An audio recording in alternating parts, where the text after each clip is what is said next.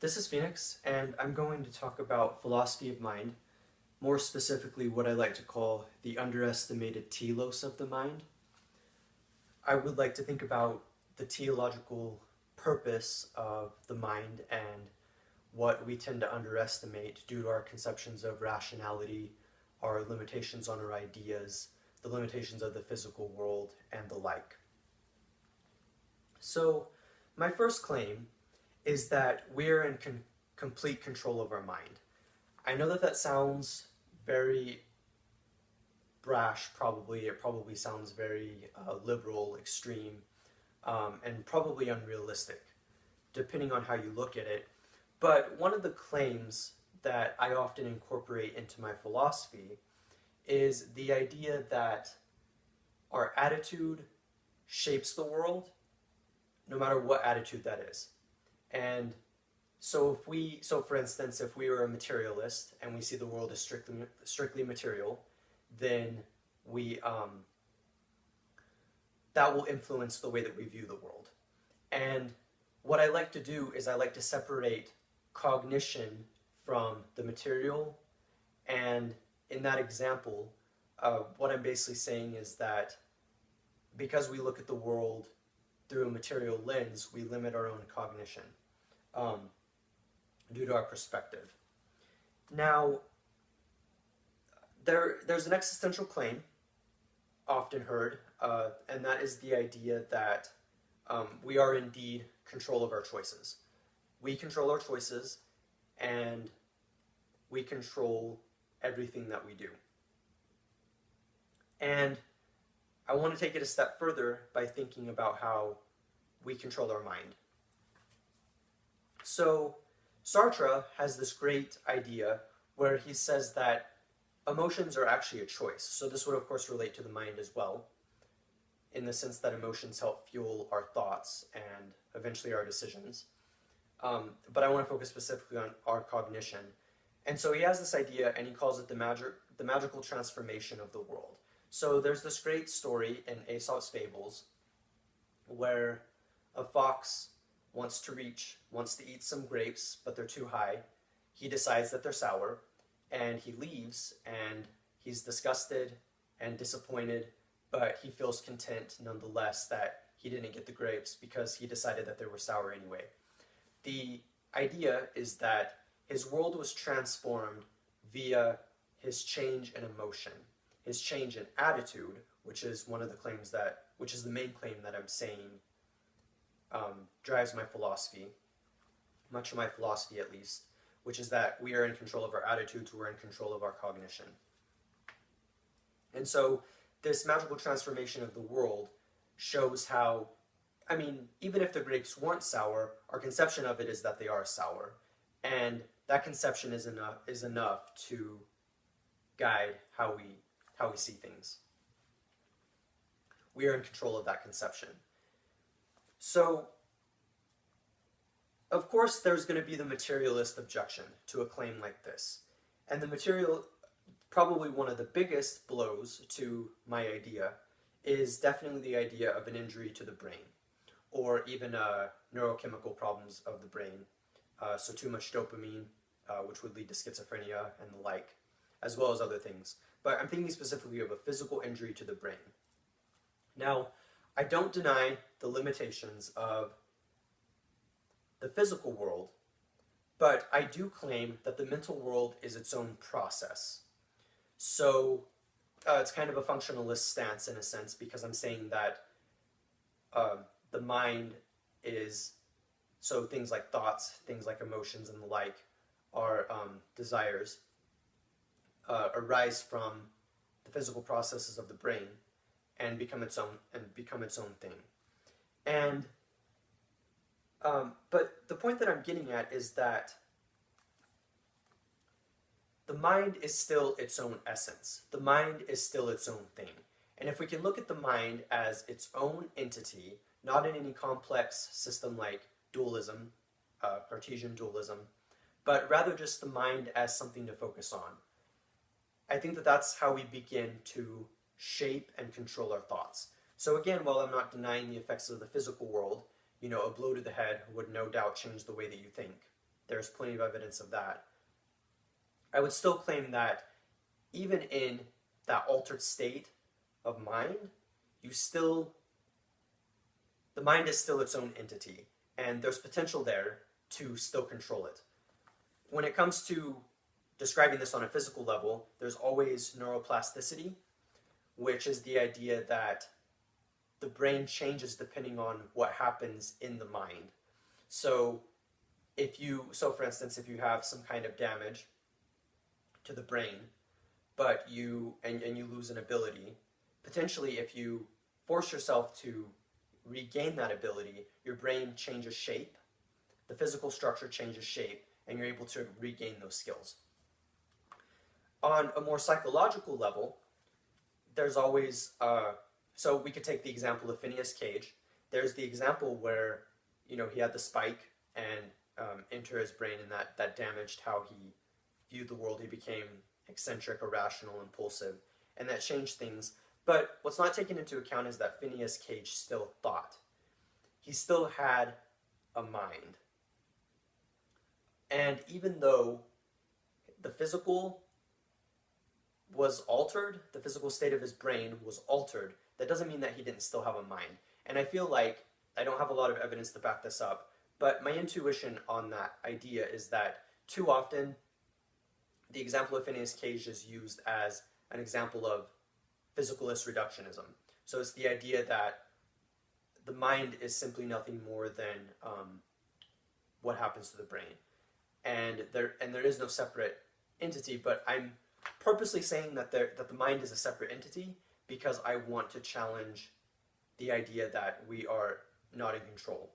And so I've offered two examples, the psychological example, where we can still make do with the physical impairments that might sometimes impose themselves on us, such as neuroplasticity for the physical level and the fact that the mind is still its own entity, and we can do our best to control that on the psychological level. What does this ultimately lead to? Just checking the time. What does this ultimately lead to? This leads to the underestimated telos of the mind. The telos is essentially to conceive of anything. Again, I do think that we need to compromise, and we need to compromise with the physical world. So as an example, if I conceive in my mind of the most tasteful, luscious apple, it's obviously not just going to appear. So my mind has to compromise with the physical world.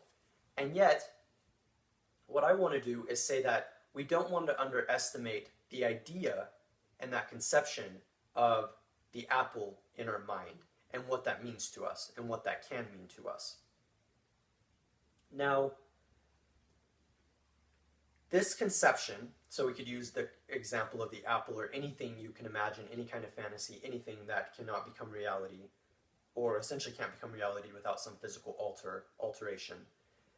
This conception or imagination can be used to shape the world.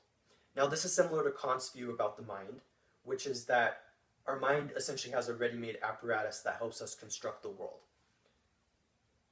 in our mind. So what happens is our mind operates in the world and through experience, and we can conceive of the world by ideas that we formulate in our mind due to our experience, and that's how we conceive of reality. And so our brain and our mind is just essentially ready-made to do that. But that's when I say, but then.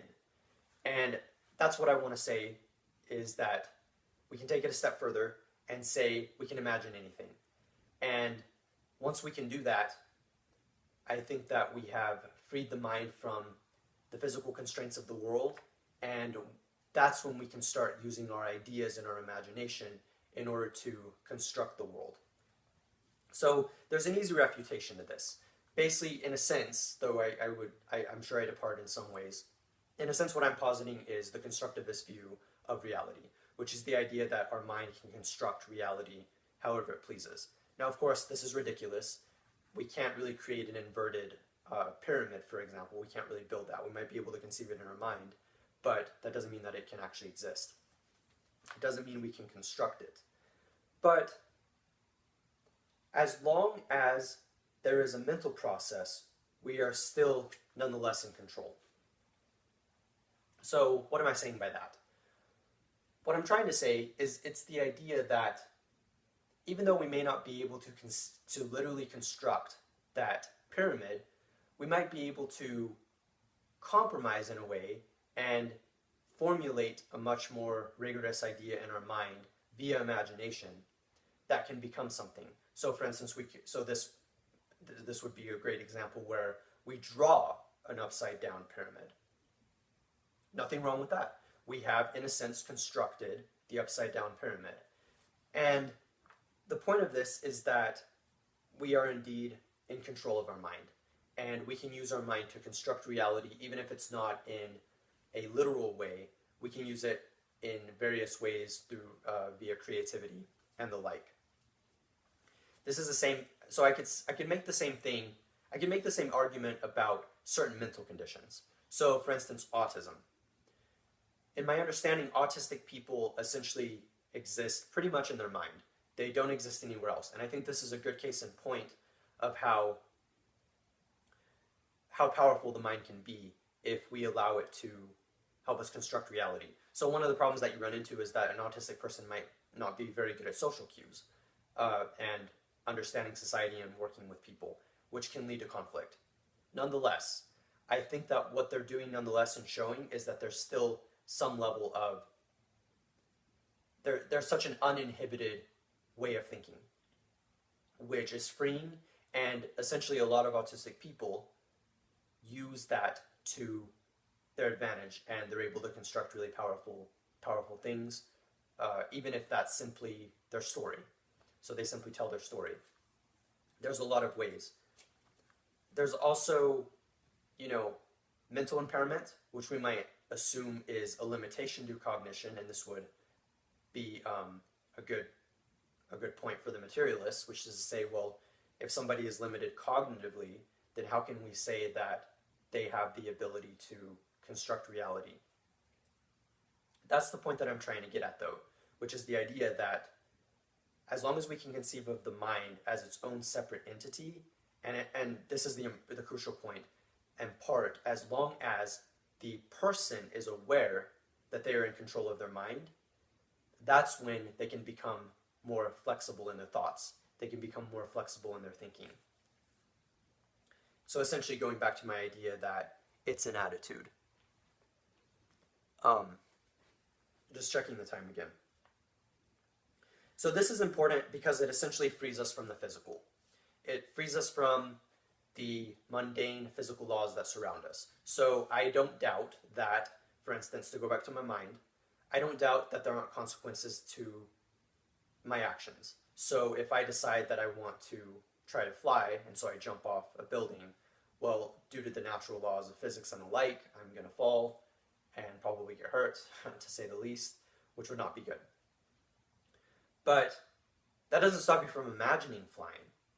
And that's the point that I'm trying to get at, which is the idea that there's certainly nothing wrong with thinking of it that way. And once we can learn to use this example, once we can learn to make our idea of flying compatible with reality, I think that's when we truly begin to construct reality via what I like to call the uninhibited potential and the uninhibited telos and teleology of the mind.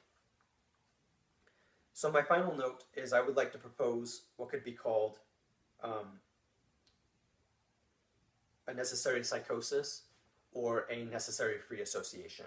And this is what I think is taken for granted in our society because we rely too much on rationality, but sometimes I think that we just need to let the mind go.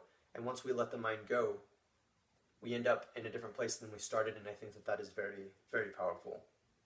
So the conclusion is I'm arguing for a mind-based world. That is, a world where we try to let our mind dictate reality. Of course, there's problems with this, and I'm not necessarily arguing for strict Berkeleyan idealism, but I am saying that the world can be mind-based, and what I mean by that is, of course, everything that I've been saying, the idea that our mind can help construct reality, and that we must, as Berkeley would say, start with the mind to understand reality. Again, this is Phoenix, and thank you.